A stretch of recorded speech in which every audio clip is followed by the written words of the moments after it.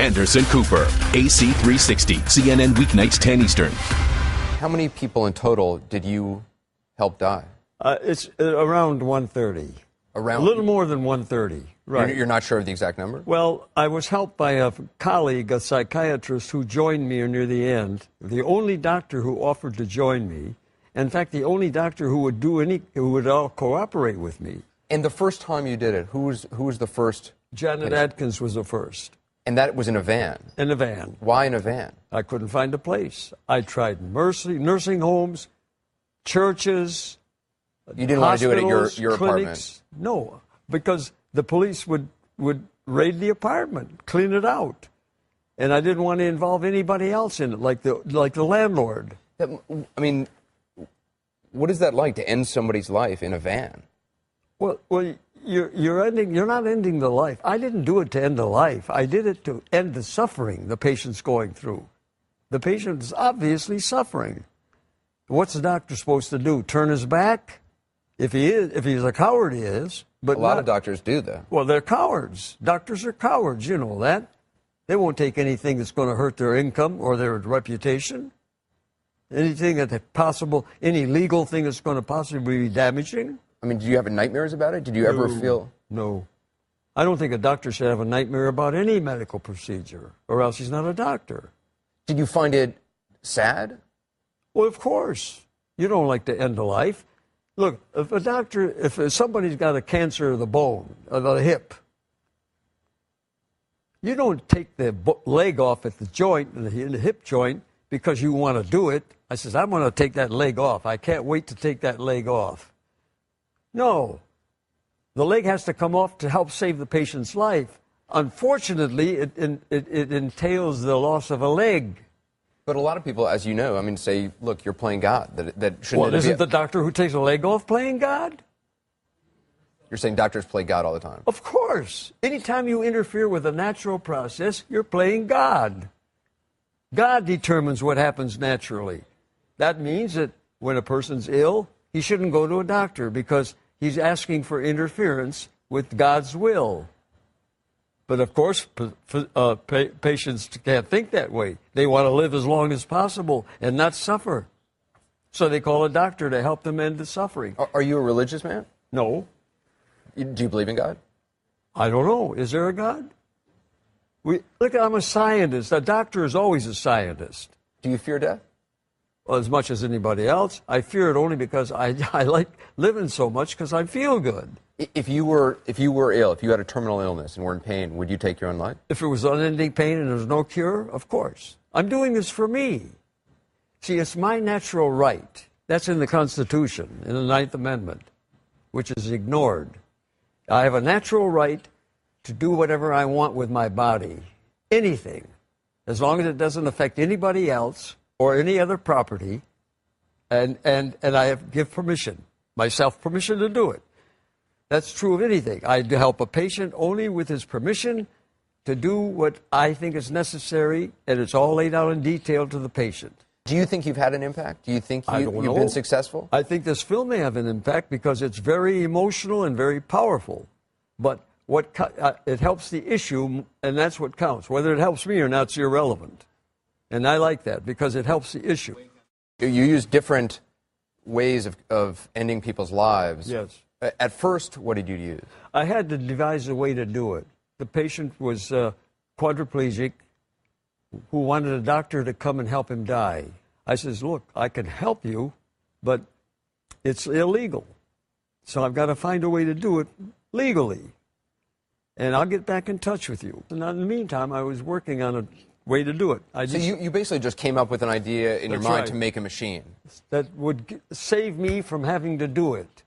So a machine that would allow the person to actually end their own life. That's right. I would set up the machines, all the solutions and everything, in the intravenous line, and then the patient would hit a switch and start everything flowing. Later on, you started using a gas. Yeah, because they took away my license for the controlled substance. So you couldn't get access to... No, so they made it harder for me and harder for the patient. But that didn't bother them.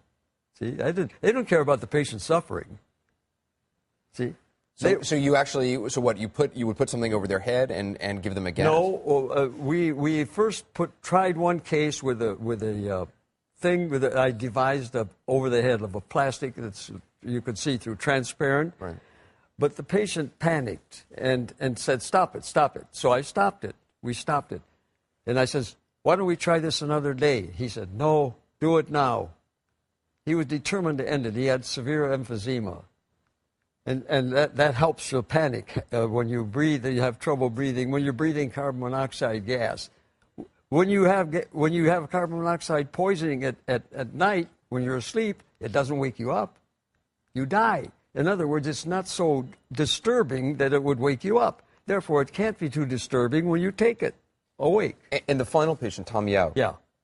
That case was different. You actually injected him yourself. That's right. You actually injected him because you wanted to go to court. I wanted to bring the case so that I get standing. They can't say they didn't get the particularized case they wanted. And you thought it would go to the Supreme Court and that basically this would change the law of the land. Yeah, I hope this going to get. I doubt it, though, because I knew the court's corrupt. I want to just show a little video that you made prior to the injection. And we're ready to inject. We're going to inject in your right arm. Okay?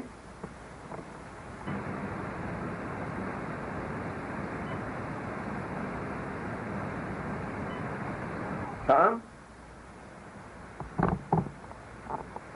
You asleep? He's asleep.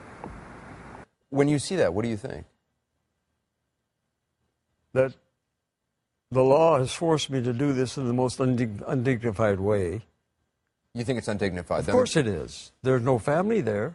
We're alone, two of us. I can't risk anybody else's life. You had told his family that they should leave. You must not be there because they'll try to prosecute you as an accomplice or something. You don't know because they're cruel. The law is cruel. They don't care about the patient. They care about the letter of the law.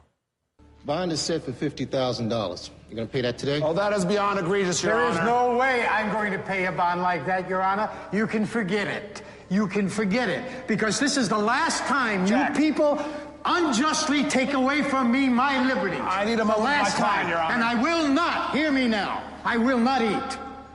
Jack. Guarantee. I apologize You are for my assisting client, in Your my Honor. suicide. Please, Jack, just come on. You're off parole now, right? Oh, yeah. I have only 2 years after I got out of prison on So parole. you're a free man. Yeah. Would you do it again? Would you help somebody? Under certain circumstances, yes. As long as I know they're not going to throw me in jail again and prison me. Yeah, I will do it again. Have you had people approach you for help to end their life? They approached me even. I got letters from them when I was in prison. They wanted help. They wanted advice how to do it. I couldn't do that in prison. Can you give advice to people now? Not in parole. It stopped. With parole ending, I could give any advice I want. So now you could give advice. Absolutely. To I can. Notice I'm talking very freely about it. And are you in touch with people who want to end their life? Not right now. No. They all assume, like the judge says, you have now been stopped. Well, she was wrong. I haven't. You haven't been stopped. No, of course not. I still push for this issue, and when a chance comes, I'll do it the way it should be done. What do you mean? You will help someone else end their life? Yeah, because you have it in 3 states, so-called. Oregon, Washington. That's not done right. That's not a medical service. A doctor can't be involved. Illegal. You'll be punished. AMA says you'll lose your license. Scares the hell out of me. So will you build another machine? I don't need a machine. A doctor can do the injecting. The machine was just to avoid being charged with having committed the crime. But you don't have access to the pharmaceuticals anymore, do you? Not yet. But if it were illegal, in other words, if the law stepped out of the picture, if religion stopped pushing this opposition, then we could do it like a regular medical procedure, which it should be.